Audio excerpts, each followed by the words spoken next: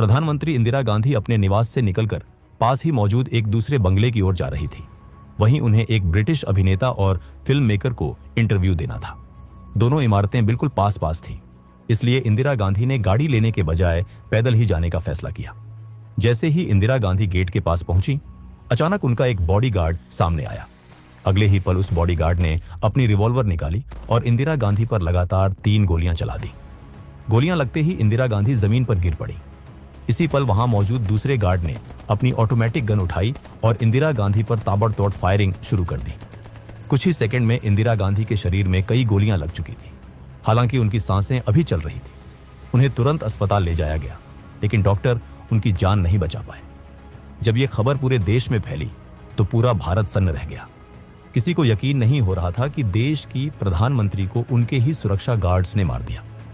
इस वीडियो में हम 2D एनिमेशन के जरिए बताएंगे कि आखिर क्यों और कैसे इंदिरा गांधी की हत्या की गई।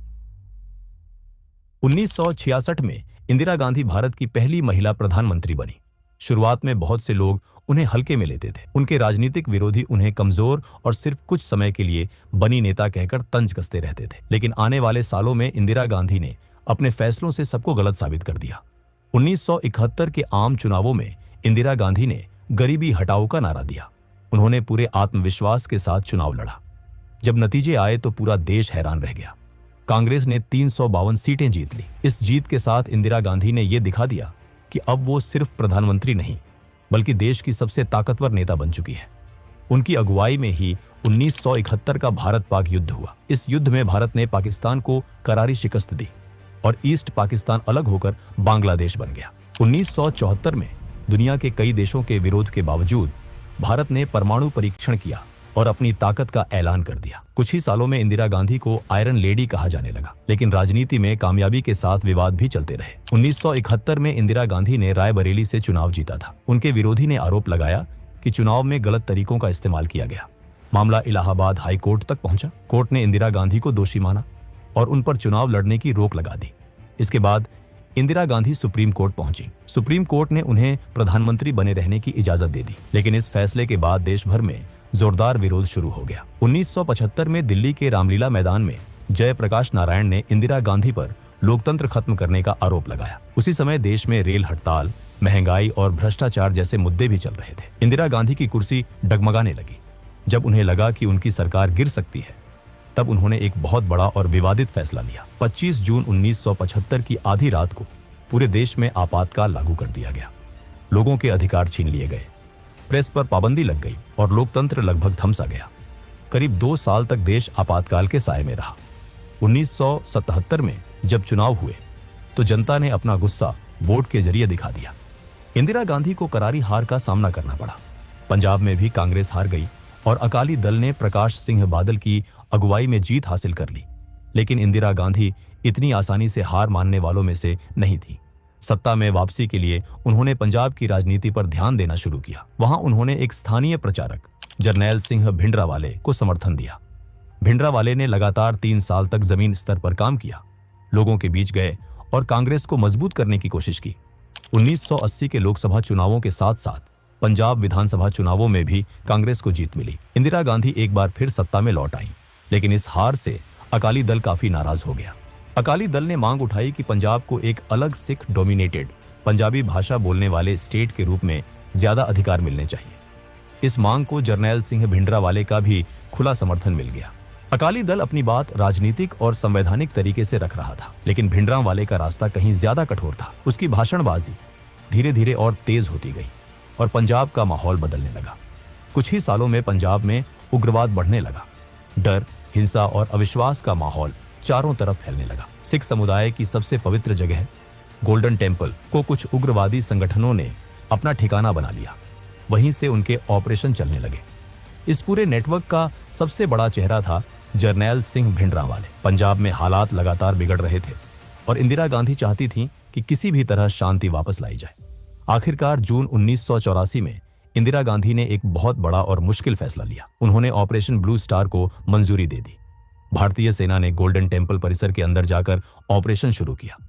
कुछ ही दिनों में सेना ने उग्रवादियों को वहां से हटा दिया, लेकिन इस कार्रवाई में उग्रवादियों के साथ साथ कई निर्दोष लोग भी मारे गए।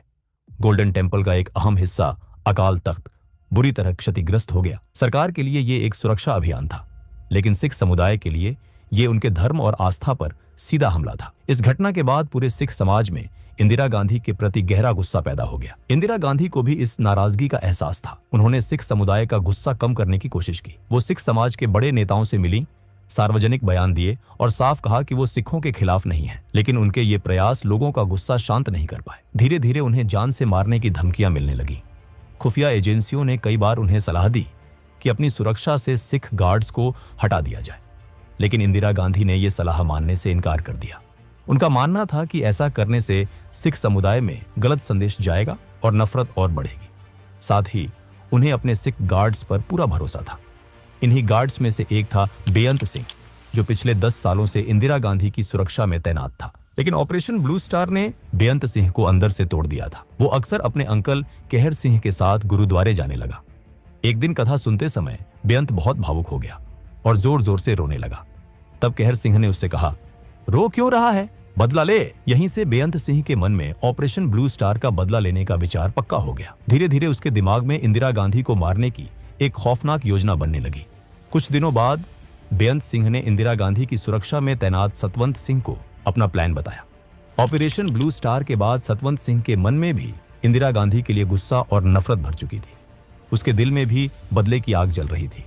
इसलिए बिना ज्यादा सोचे सतवंत सिंह भी बेअंत सिंह के साथ इस साजिश में शामिल हो गया। एक दिन सतवंत सिंह प्रधानमंत्री आवास में अपनी ड्यूटी पर था। तभी उसकी नजर वहां एक बाज पर पड़ी, जो परिसर के अंदर एक पेड़ पर बैठा हुआ था। सतवंत ने तुरंत बेअंत सिंह को बुलाया और उसे वो बाज दिखाया। सिख धर्म में बाज को बहुत खास माना जाता है। सिखों के 10वें गुरु गुरु गोबिंद सिंह जी से बाज का गहरा संबंध माना जाता है। इसी वजह से सिख समुदाय में बाज को शुभ संकेत समझा जाता है। दोनों ने इस घटना को एक इशारा माना। उन्हें लगा जैसे गुरु की तरफ से कोई संदेश आया हो। उस पल के बाद दोनों ने यह तय कर लिया कि अब और इंतजार नहीं करना है और गुरु के आदेश का पालन करते हुए उन्हें जल्द से जल्द कदम उठाना होगा। अक्टूबर आते आते पूरा प्लान लगभग तैयार हो चुका था। इसके बाद बेअंत सिंह और सतवंत सिंह ने कहर सिंह से मुलाकात की। तीनों के बीच विस्तार से बातचीत हुई और इंदिरा गांधी की हत्या के लिए 31 अक्टूबर 1984 की तारीख तय कर दी गई। बेअंत सिंह और सतवंत सिंह ने 31 अक्टूबर के लिए अपनी ड्यूटी सेंट्री बूथ के पास लगवा ली। इसी जगह के पास एक बाथरूम भी था। सतवंत सिंह ने पेट खराब होने का बहाना बनाया और हेड कांस्टेबल किशन लाल से अपनी ड्यूटी बदल ली। बेअंत सिंह ने भी अपनी सुबह की ड्यूटी के लिए जय नारायण से शिफ्ट बदल ली। 31 अक्टूबर को इंदिरा गांधी का एक ब्रिटिश अभिनेता और निर्देशक पीटर यूस्टिनोव के साथ इंटरव्यू तय था। वो इंदिरा गांधी पर एक डॉक्यूमेंट्री फिल्म बना रहे थे। ये इंटरव्यू इंदिरा गांधी के ऑफिस के पास ही एक बंगले में होना था, जो बस कुछ कदमों की दूरी पर था। इसी वजह से इंदिरा गांधी ने फैसला किया कि वो पैदल ही वहां तक जाएंगे। सुबह के 9 बज चुके थे। इंटरव्यू की सारी तैयारियां पूरी हो चुकी थी। बस कुछ ही मिनटों में इंदिरा गांधी को निकलना था। जैसे ही इंदिरा गांधी चलते हुए सेंट्री बूथ के पास पहुंची, उनकी नजर अपने सबसे भरोसेमंद बॉडीगार्ड बेअंत सिंह पर पड़ी। हमेशा की तरह इंदिरा गांधी ने हल्की मुस्कान के साथ उसे नमस्ते कहा, लेकिन आज बेअंत सिंह के चेहरे पर न कोई मुस्कान थी, न कोई सम्मान। अगले ही पल बेअंत सिंह ने अचानक अपनी सरकारी रिवॉल्वर निकाली और बिना एक पल का भी वक्त दिए इंदिरा गांधी पर लगातार 3 गोलियां चला दी। गोलियां लगते ही इंदिरा गांधी जमीन पर गिर पड़ी। गिरते हुए उनके मुंह से बस इतना ही निकला, बेअंत, तुम ये क्या कर रहे हो? गांधी पर अंधाधुंध फायरिंग शुरू कर दी। गोलियों की आवाज सुनते ही आसपास तैनात सुरक्षा गार्ड और आईटीबीपी के जवान दौड़ते हुए वहां पहुंच गए। बेअंत सिंह और सतवंत सिंह को चारों तरफ से घेर लिया गया। जवाबी फायरिंग हुई। इस फायरिंग में बेअंत सिंह वहीं ढेर हो गया, जबकि सतवंत सिंह गंभीर रूप से घायल हुआ और उसे जिंदा पकड़ लिया गया। उधर इतनी ज्यादा गोलियां लगने के बाद भी इंदिरा गांधी की सांसें अभी चल रही थी। वो जिंदा थी। आर के धवन और सुरक्षा कर्मचारी दिनेश भट्ट ने तुरंत उन्हें उठाया और एक एम्बेसडर कार की पिछली सीट पर लिटा दिया। बिना एक पल गवाए गाड़ी सीधे एम्स की तरफ दौड़ पड़ी। सुबह लगभग 9:30 बजे इंदिरा गांधी को एम्स पहुंचाया गया। देश के सबसे बेहतरीन डॉक्टर उनके इलाज में जुट गए। ऑपरेशन थिएटर के बाहर सोनिया गांधी का रो रो कर बुरा हाल था। राजीव गांधी उस वक्त पश्चिम बंगाल के कांटी में चुनाव प्रचार के लिए गए हुए थे। तब तक कई वरिष्ठ कांग्रेस नेता भी एम्स पहुंच चुके थे। उनके चेहरों पर सिर्फ दुख नहीं, बल्कि डर भी साफ दिख रहा था। डर इस बात का कि अगर इंदिरा गांधी नहीं बची तो देश एक बार फिर आग में जल सकता है। लगातार कई घंटों तक डॉक्टरों ने ऑपरेशन थिएटर में इंदिरा गांधी की जान बचाने की हर मुमकिन कोशिश की, लेकिन जख्म बहुत गहरे थे और खून जरूरत से ज्यादा बह चुका था। आखिरकार दोपहर लगभग 2 बजे डॉक्टरों ने इंदिरा गांधी को मृत घोषित कर दिया। लेकिन सरकार के लिए यह सिर्फ एक मौत की खबर नहीं थी, ये एक ऐसी खबर थी जो पूरे देश को आग में झोंक सकती थी। इसी डर की वजह से शाम तक इंदिरा गांधी की मौत की आधिकारिक जानकारी मीडिया से छुपा कर रखी गई। राजीव गांधी को तुरंत संदेश भेजा गया और कुछ ही घंटों में वो दिल्ली पहुंच गए। इसके बाद कांग्रेस के शीर्ष नेताओं के बीच एक गंभीर चर्चा शुरू हुई।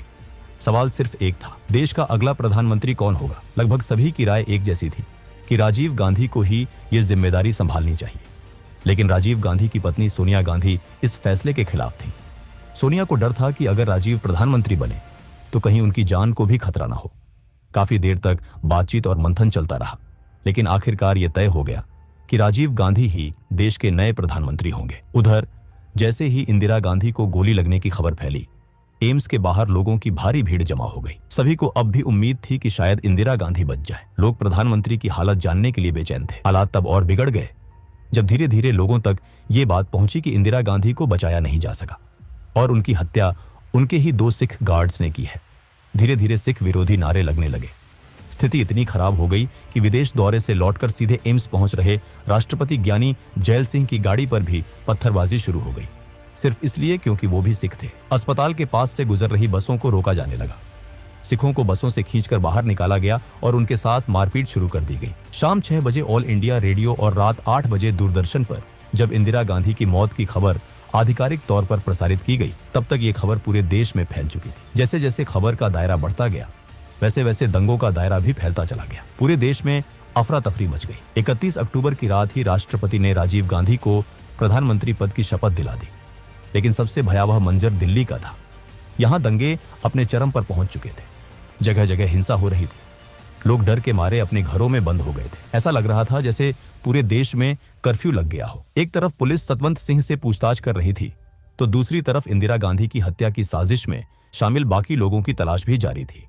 3 दिनों की लगातार मेहनत के बाद पुलिस ने कहर सिंह को गिरफ्तार कर दिया। मामला सेशंस कोर्ट में चला। कोर्ट ने सतवंत सिंह और कहर सिंह को फांसी की सजा सुनाई। लेकिन इस पूरे दौर का सबसे बड़ा और सबसे कड़वा सच ये था कि इंदिरा गांधी की हत्या के बाद भड़के सिख विरोधी दंगों में हजारों बेगुनाह सिख अपनी जान गंवा चुके थे। दोस्तों, अगर वीडियो आपको पसंद आया हो तो वीडियो को एक लाइक और कमेंट जरूर करें और चैनल को सब्सक्राइब करना न भूलें। हम ऐसे ही सच्ची और अहम कहानियां आपके लिए लाते रहेंगे।